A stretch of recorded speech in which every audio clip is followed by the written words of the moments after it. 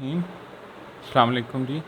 आज हम स्टडी करेंगे business objective, stakeholders objective. अब इससे पहले कि हमें बिजनेस ऑब्जेक्टिव का पता चले तो पहले हम ज़रा स्टेक होल्डर के बारे में भी थोड़ा बहुत डिस्कस कर लें। स्टेक होल्डर्स क्या हैं? देखिए, stakeholder is any person who is affected by the activities of the business. अब उससे ये आपने इकोनॉमिक्स में कॉन्सेप्ट पढ़ा होगा, सोशल कॉस्ट और सोशल बेनिफिट। सोशल कॉस्ट में प्राइवेट कॉस्ट भी है, एक्सटर्नल कॉस्ट भी है। तो प्राइवेट कॉस्ट जो डायरेक्टली इन्वॉल्व हैं कंजम्पशन में, प्रोडक्शन में, वो बेयर करते हैं, और एक्सटर्नल कॉस्ट जो डायरेक्टली इन्वॉल्व नहीं है।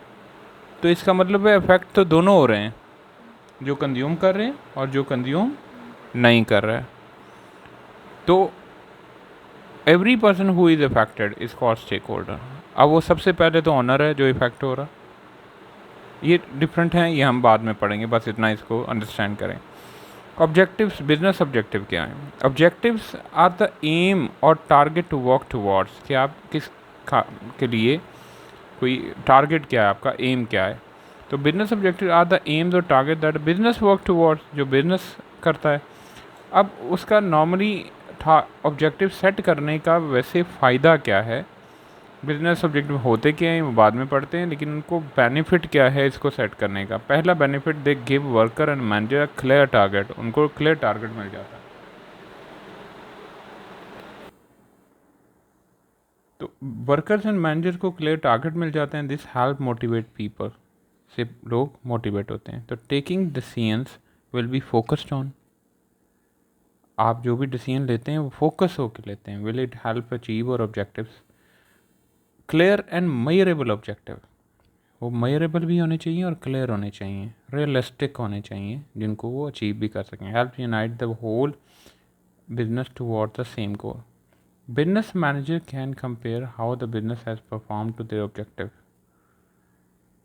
To see if they have successful और not. So business setting objective is very important for all businesses, के लिए बहुत ज़्यादा इंपॉर्टेंट है, स्मॉल और लार्ज, न्यूली फॉर्म्ड और well establish. Different business objective, objectives are often different for different businesses, के लिए ये डिफरेंट होते हैं।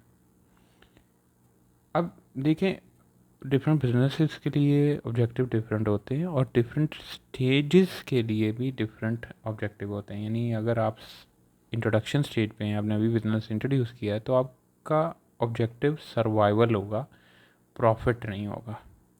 वैसे हर बिजनेस का main objective to have profit है, टू अर्न प्रॉफिट। लेकिन जब आप बिज़नेस शुरू करते हैं तो आपका ऑब्जेक्टिव कुछ और होता है। जब आप ऐसा ऐसा ग्रो कर रहे होते हैं, आपकी कस्टमर चेन बन रही होती है, तो आपका ऑब्जेक्टिव चेंज होता है। तो अब बिजनेस में have been form by entrepreneur to provide employment provide करने के लिए, और सिक्योरिटी फॉर द ऑनर और her family, his or her family. It could have been started to make a big profit as possible. The owner on the other hand, the business might have more charitable aim भी होते हैं in mind. जितने भी दुनिया के बड़े बड़े business man हैं, उनके चैरिटेबल ऑर्गेनाइजेशंस भी चल रही होती हैं। The most common objective for business वो क्या है? बिजनेस सर्वाइवल है, फिर प्रॉफिट है, फिर रिटर्न टू शेयर होल्डर्स है, और growth of the business, market share. Growth of the business क्या है कि आपने पहले पीछे पढ़ा होगा, मर्जर, टेक ओवर, ये ग्रोथ है। इंटरनल ग्रोथ भी होती है, एक्सटर्नल भी होती है।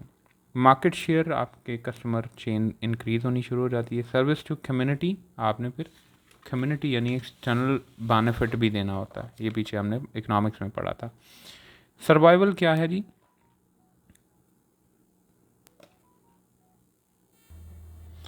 Survival, when a business has recently been set up और when the economy is moving in recession. अब देखें, रिसेशन और रिसेंटली बीन सेटअप, ये दो सिचुएशन में आपका मोटिव होता है कि आप, ऑब्जेक्टिव होता है कि आप सर्वाइव कर लें। यानी रिसेंटली हो तो कस्टमर नहीं होते मार्केट में, आपकी पहचान नहीं होती, अवेयरनेस नहीं होती लोगों को, इसलिए आपकी कोशिश होती है आप इतना कमा लें कि आपकी कॉस्ट कवर हो जाए। और रिसेशन एक ऐसी इकोनॉमिक सिचुएशन है जिसमें इनकम लेवल लो होता है, लोगों का एम्प्लॉयमेंट नहीं होती, इकोनॉमिक ग्रोथ नहीं हो रही होती, और मतलब बिजनेसेस बंद हो रहे होते हैं। तो ऐसी सिचुएशन में जो बिजनेस मौजूद होते हैं उनकी कोशिश होती है वो सर्वाइव कर लें। The objective of the business will be more concern with the survival than anything else. New competitor can also make a business feel less secure, तो वो लेस सिक्योर हो जाते हैं competitor. The manager of the business threatened in this way, जो manager of the business है वो डर जाता है, could decide to lower price, वो प्राइस को लो कर देता है in order to survive, even though this would lower the profit, से प्रॉफिट भी कम हो जाता है।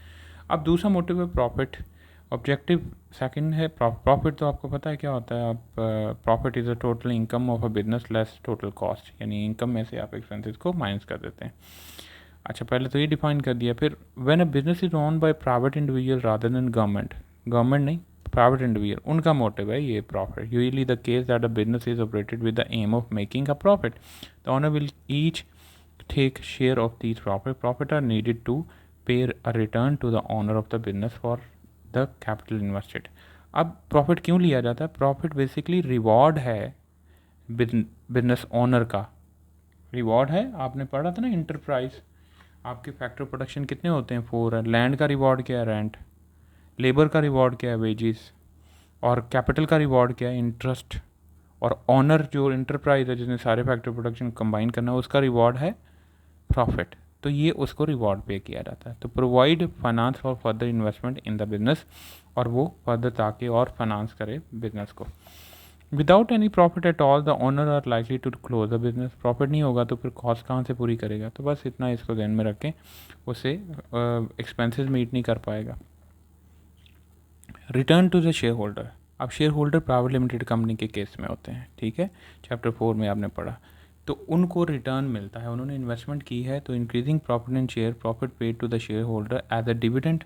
तो प्रॉफिट इंक्रीज होगा तो शेयर होल्डर को प्रॉफिट मिलेगा एज अ डिविडेंड। डिविडेंड वो अमाउंट है जो प्रॉफिट में से उनको मिलती है। इंक्रीजिंग शेयर प्राइस, उनकी प्राइस शेयर प्राइस भी बढ़ेगी। तो manager can try to achieve this not just by making profit but by putting plan in place that give the business a good chance of growth and higher profit in the further. तो share holder limited company के case में the manager of the company will often set the objective of increasing return. अब increasing return के दो part हैं। पहला क्या है? डिविडेंड उनको इंक्रीज़ होगा, डिविडेंड मिलेगा हर साल। और दूसरा पार्ट क्या है कि शेयर प्राइस इंक्रीज़ होने से उनको कल को अगर वो बेचेंगे तो प्रॉफिट होगा। फिर आए ग्रोथ। अब जब हर साल आपको प्रॉफिट हो रहा होता है तो आपकी सेविंग बढ़ रही होती है, और सेविंग से आप फिर बिजनेस को ग्रो करते हैं। The owner and manager of the business में aim for growth in the size of the business. ये ग्रोथ का आपने पीछे चैप्टर पढ़ा था जिसमें इंटीग्रेशन है, वर्टिकल मर्जर और टेक ओवर वगैरह। Usually measure by value of sales, हम सेल्स या आउटपुट से भी ग्रोथ को मेयर करते हैं कि हमारी सेल बढ़ रही है, दैट मीन्स के ग्रो कर रहे हैं। In order to make jobs more secure, growth होगी तो जॉब सिक्योर होंगी। Increase the salaries and status of managers, salaries and status of manager as a business expand, जैसे बिजनेस एक्सपैंड होगा। Open up new possibilities and help to spread the risk of business by moving into new products and new markets. Obtain a higher market share for from growth in sales, आपको higher market share होगा from growth in sale. Obtain cost advantage called economies of scale from business expansion. These are considered in more detail in chapter. Economies of scale क्या होता है? आप जब बड़े level पे business करते हो तो आपकी कॉस्ट ऑफ प्रोडक्शन रिड्यूस हो जाती है। भाई यूनिट कॉस्ट कम होने से आपकी प्राइस भी कम होती है, एंड प्राइस कम होने से आप बहुत सारे कस्टमर को अट्रैक्ट करते हैं। ठीक है जी। Market share. अब मार्केट शेयर क्या है? मार्केट शेयर से हम बेकरी के आइटम बेच रहे हैं तो डेली बेसिस पे अगर 100 कस्टमर निकलते हैं बेकरी के, तो वो आपकी शॉप पे कितने आते हैं? अगर आपकी शॉप पे 10 आते हैं तो दैट मीन्स आपका जो मार्केट शेयर है वो 10% है, यानी company sale divide by total market sale multiply by 100। ठीक है जी। मार्केट शेयर, बस इतना फॉर्मूला याद करना है आपने, और ये definition. Market share is the percentage of total market sales held by one brand या वन बिजनेस। ठीक है, कि आप उसका कितना परसेंट गेन कर रहे हो। Increase market share gives a business, जब मार्केट शेयर बढ़ता है मतलब कस्टमर इंक्रीज हो रहे हैं तो good publicity as it good could claim that it is becoming the most popular, increasing influence over supplier। Supplier से आप पे आपका इन्फ्लुएंस बढ़ जाता है, वो आपको ज़्यादा टाइमली डिलीवरीज करता है। Increase influence over customer, customer पे भी इन्फ्लुएंस बढ़ जाता है जिससे आपकी सेल प्राइस सेट करने में आसानी होती है। उसके बाद है सोशल एंटरप्राइज। सोशल एंटरप्राइज एक काइंड ऑफ बिजनेस है जो जिसका मोटिव प्रॉफिट नहीं होता, उसका सोशल मोटिव होता है, एनवायरमेंटल होता है, फाइनेंशियल होता है। सोशल क्या होता है? To provide jobs and support for disadvantage group, यानी ऐसे लोग जो कि सोसाइटी ने उनको जॉब नहीं दी, उनको ये जॉब प्रोवाइड करते हैं, ठीक है। जैसे ट्रांसजेंडर्स हैं या इस तरह के लोग जो डिसएडवांटेज ग्रुप हैं, सोसाइटी उन्हें डिस्क्रिमिनेट कर देती है, सच एज डिसेबल और होमलेस भी हो सकते हैं। एनवायरमेंटल, इनका ऑब्जेक्टिव क्या है? To protect the environment, environment को प्रोटेक्ट करने के लिए बहुत सारी जो हैं NGOs वगैरह काम कर रही हैं। फिर है financial, to make a profit, to invest back, जो भी ये प्रॉफिट अर्न करते हैं उन्हें इन्वेस्ट बैक कर देते हैं, किसमें? दोबारा उसी बिजनेस में, ठीक है, ताकि वो सोशल वर्क को ज़्यादा अच्छे से करें। तो social enterprise has social objective as well as aim to make a profit, लेकिन reinvest back into the business, वो दोबारा री इन्वेस्ट कर देते हैं। इस पर क्वेश्चन आया हुआ है, सिर्फ इतना ही है, आपने डिफाइन करना और ये उसके ऑब्जेक्टिव बता देने हैं। अच्छा जी, उसके बाद है वाई बिजनेस ऑब्जेक्टिव को चेंज। बिजनेस ऑब्जेक्टिव क्यों चेंज होता है? वो इंडस्ट्री टू इंडस्ट्री भी चेंज होता है, और वो किस स्टेज पे है उसकी वजह से। ये सिचुएशंस हैं जिनमें वो चेंज होता है। अब बिजनेस, अच्छा, अब business setup recently has survive for 3 years. Business 3 साल तक सर्वाइव करता रहा and the owner now is to work towards higher profit. सारी बार सर्वाइवल का टाइम पीरियड गुजर गया, अब कितनी देर सर्वाइवल पर लगाना है, अब ग्रोथ भी तो करनी है। तो business has achieve higher market share, जब मार्केट शेयर बढ़ गया तो now has objective of earning higher return for shareholder, higher return for shareholders हो गया। A profit making business operate in a country facing a serious economic recession. Profit making business operate in a country facing a serious economic recession.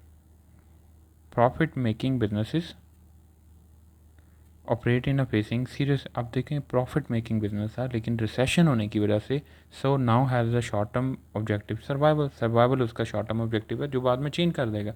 तो ये reason हो सकती हैं। पहले reason क्या है कि सर्वाइवल पूरा हो गया, अब प्रॉफिट की तरफ जाना है। अब फिर मार्केट शेयर इंक्रीज़ हो गया तो high return to the share holder की तरफ जाना है।